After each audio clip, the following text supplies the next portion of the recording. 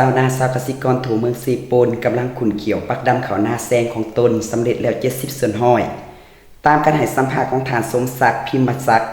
หัวหน้าหน่วยงานแขนงปลูกพังของการส่งเสริมเกษตรกรรมป่าไม้เมืองซีโปนแขวงสวรรณเขตรายงานต่อผู้สื่อข่าวว่าหลังจากสำเร็จเมียนมัดเขานาปีแล้วชาวนาชาวเกษตรกรทั่วเมืองซีโปนกำลังขุนเขียวปักดำเขานาแซงของตนอย่างเป็นขบวนฝดฟื้นทั่วเมืองมีเนื้อที่นาแซง250 เฮกตาร์ตามแผนผลิตเขานาแซงปีนี้230 เฮกตาร์แต่ปฏิบัติได้212 เฮกตาร์อิงใส่สภาพในเนื้อพื้นที่จุดสูงกลุ่มบ้านเขตที่มีเงื่อนไขเหมาะสมโดยเฉพาะมีระบบชลประทานนำห้วยนำหนองคลองบึงและแคมเซเพียงพอในการผลิตเขานาแซงและปลูกพืชฤดูแล้งปัจจุบันตกกะไถหูสำเร็จแล้ว100 ส่วนห้อยปักดำสำเร็จแล้ว70 ส่วนห้อยเฉพาะเขตที่มีการผลิตเขานาแซงหลายกว่าหมู่แม่นบ้านโพไซเขตละโกเขตพาบางห้วยซานบ้านสมุนลาดห่อทะโคงและห้วยแจ้งคาดว่ากลางเดือนมังกรที่จะมาถึงนี้จะให้สำเร็จ100 ส่วนห้อยนอกจากการผลิตเขานาแซงแล้วชาวนาเกษตรกรทั่วเมืองซีโปนยังได้ปลูกพืชสำรองแบบผสมผสานในเนื้อที่596 เฮกตาร์เช่นหมากเฟสหมากเขือยาสูบหมากแตงหมากถั่วมันด่างสาลีหมากโมพืชพันธุ์ชนิดอื่นๆเจ้าซื้อสมทรัพย์เนาะหัวหน้าโรงงานปลูกพัง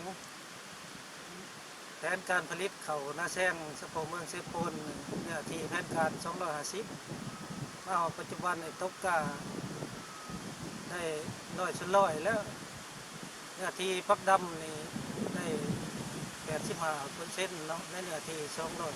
200ปฏิบัติได้212 เฮกตาร์นอกจากนั้นชาวเกษตรกรเขายังได้ปลูกพืชสวนครัวสำรองเนาะเช่นหมักสลีหมักแตงพืชผักเลาะเลียบตามสายแคปเซ่แรงน้ำขายน้ำน้องซ้าแรงที่มีเงินใช้น้ำเซโปนเซกชื่อน้องเฮียงในเนื้อที่596 เฮกตาร์ปัจจุบันได้ตัวปลูกพืชนี่ได้สำเร็จ80%ซื้อนางแล้วก็จุ่มทองไทยของโกของแม่มี8 คนในงานต้องมี4 คน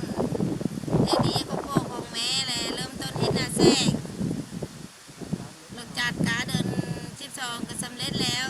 เดี๋ยวนี้กำลังเริ่มต้นปักดับให้แล้วอันเดินนึงนี่ละให้แล้วสำเร็จนอกจากนั้นแล้วก็เฮ็ดปลูกพักผสมผสานปลูกพักในครอบครัวกันศาสตร์นะปลูกพักแล้วสำเร็จนอกจากนั้นแล้วก็ปลูกมะม่วงมี500 คุ้มเริ่มต้นปีทบิดยังไม่ทันได้เฮ็ดจักเธอไม่ทันได้พัดจักเธอต่อไปแล้วก็ให้สำเร็จผลเฉพาะปีนี้นาแซงกับปลูกให้สำเร็จผลดีเจ้าเราซื้อทำอายุมัน13 ปีได้มาเฮ็ดนาแซงแต่ปี2013มาถึงปัจจุบันนี้จำนวนนาแซงก็มี1 เฮกตาร์